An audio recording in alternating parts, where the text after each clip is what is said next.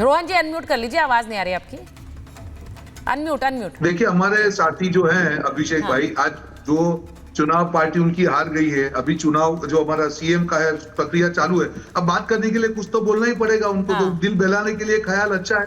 देखिए, भाजपा की प्रतिबद्धता तो जब प्रधानमंत्री जी ने उनके अपने हमारे मुख्य कार्यालय से जब जनता को बात की, तब उन्होंने कहा कि मेरी प्राथमिकता है कि जो हमारी टीम बीजेपी होगी दिल्ली, वो समयबद्ध तरीके से जो भी जनता को वादे किए वो समयबद्ध तरीके से हम पूरे करेंगे, क्योंकि इतना बड़ा जो भरोसा दिल्ली की जनता ने भाजपा के 27 साल के बाद किया है, हमारी विशेष जिम्मेदारी है।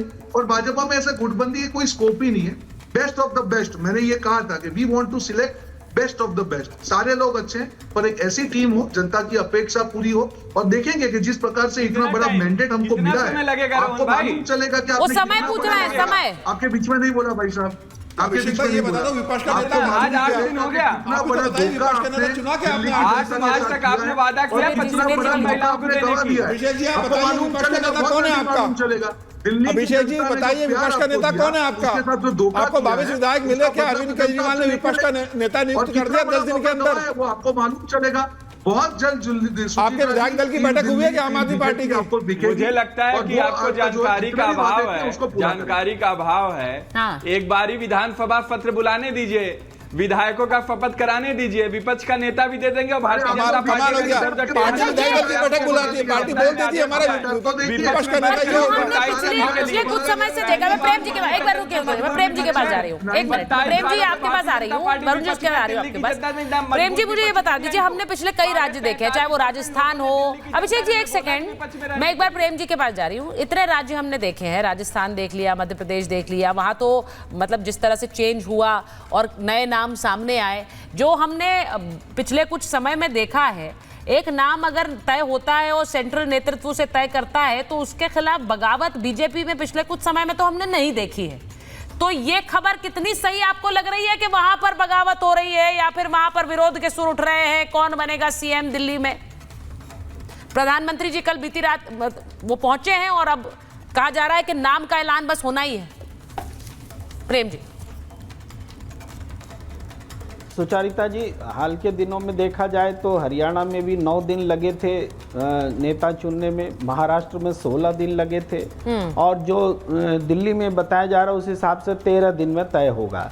ये बात महत्वपूर्ण नहीं है, जब गुटबाजी सामने आएगी तो देखी जाएगी। अभी तो नेता चुना जाना है और वो बात सामने आई नहीं है। पर अभी जो हम लोग बात कर रहे हैं, जो भी शीश महल और इन चीज़ों को लेकर के फैसले हो रहे हैं, ये फैसले ये निर्वाचित सरकार के फैसले नहीं हैं। दिल्ली में 2 सरकारें चलती हैं, उनमें से एक सरकार जो आम आदमी पार्टी के साथ भी चल रही थी, एलजी वाली सरकार, ये उस सरकार के फैसले हैं।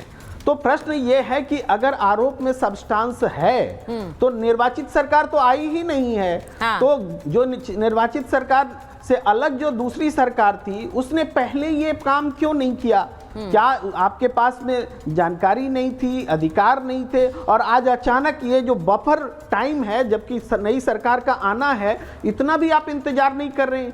क्या ये हेडलाइन मैनेजमेंट है? क्या सरकार नहीं बना पाने के कारण उठ रहे सवालों से ध्यान भटकाना है?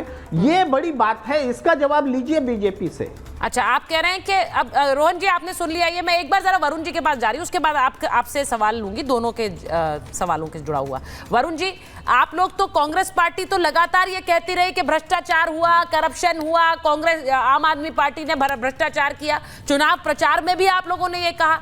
तो आज अगर एक जांच बैठ रही है और वो कह रहे हैं कि भाई आम आदमी पार्टी, एक सीवीसी की जांच होगी शीश महल को लेकर जिसे बीजेपी कहती है, तो इसमें फिर गलत क्या है? आपको लग रहा है कुछ गलत है?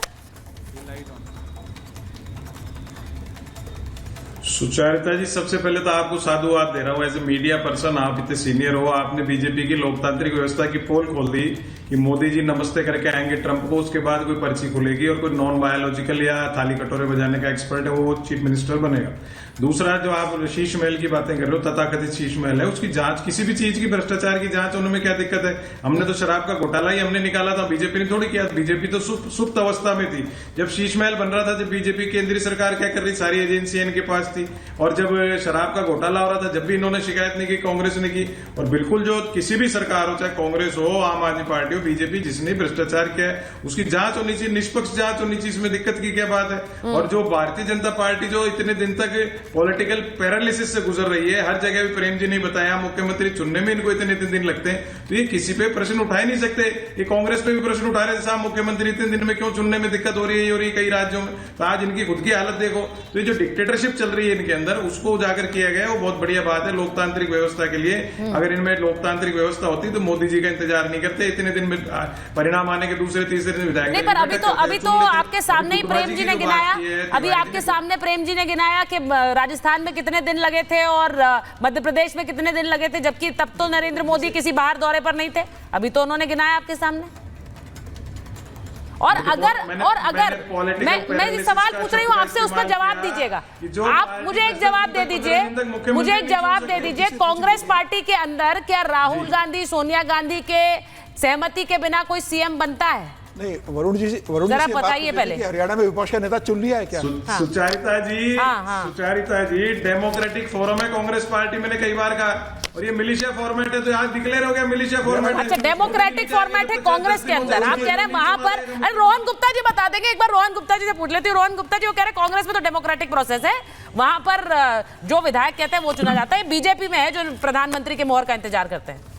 आपसे बेहतर तो कोई नहीं है बताने वाला। कांग्रेस का डेमोक्रेटिक प्रोसेस हमने राजस्थान में भी देखा कैसे झगड़ रहे थे दो नेता, कांग्रेस का डेमोक्रेटिक प्रोसेस कर्नाटक में भी देखा कैसे कैसे एक दूसरे नेता झगड़ रहे हैं, मध्य प्रदेश में हम देख रहे थे। तो किसी को बोलने की बात नहीं है, सुचिता जनता तय करती है कहाँ डेमोक्रेटिक प्रोसेस है।